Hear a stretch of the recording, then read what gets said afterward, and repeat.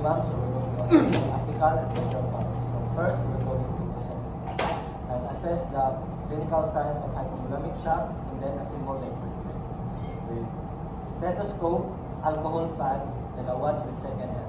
And then after that, we're going to introduce ourselves to the patient and explain why it's necessary and what we're going to do and how the client can cooperate and identify the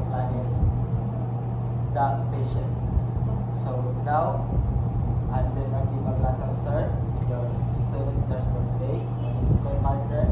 I'm Glenn Cordray of G. Galito, your student nurse for today, sir. Pwede naman may pala na mong pangalan, sir. Ang imuhang age, sir. Imong birthday, sir. And after that, we are performing hand washing. And then after performing hand washing, we're also by the client privacy and then assess the client for his comfortable position. And then after that, we're going to palpate the apical pulse and medial pulse. Kaya na mo, kaya na mo, sir.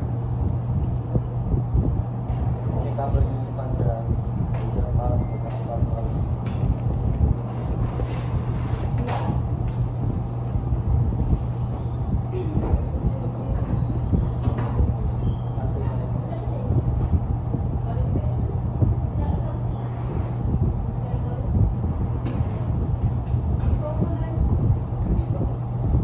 So, before we put the stethoscope to the patient, we must clean the airpiece of the stethoscope and the diaphragm.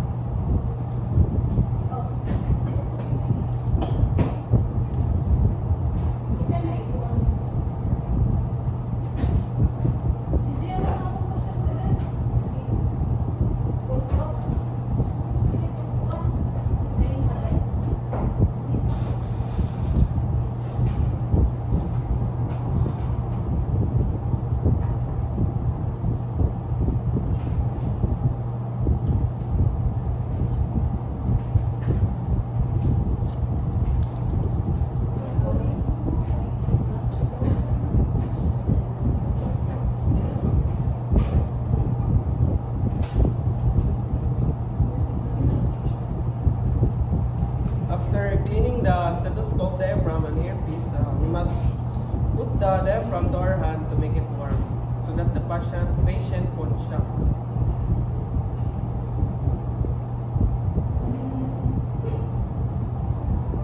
Okay. So, So, sir, pagkabot nyo yan kung ano. So, yun yung second hand drama part sa ubos is dila na mag-start tapos dili po na mag-end sa tuwang count. So,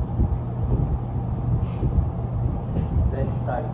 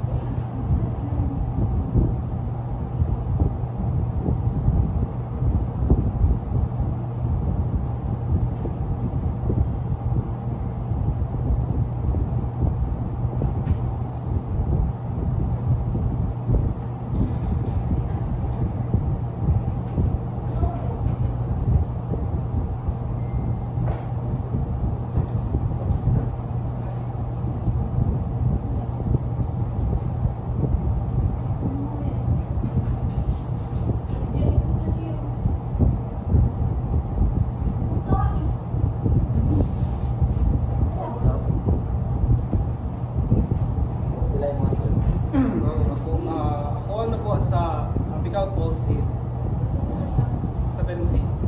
So, ako ang nakuha sa medial pulse is 65. So, the client has a pulse deficit.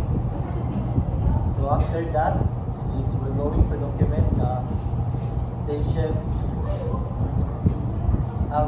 We're going to assess also the rhythm and volume. So my volume is normal, it is bounding, and that not too strong and too weak. And also, my rhythm is normal and it is consistent. How about you, sir? My rhythm was consistent and the volume is regular and the depth is shallow.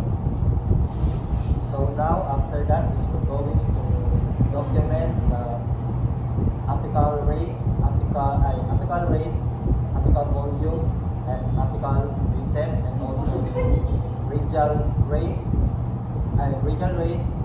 radial volume, and radial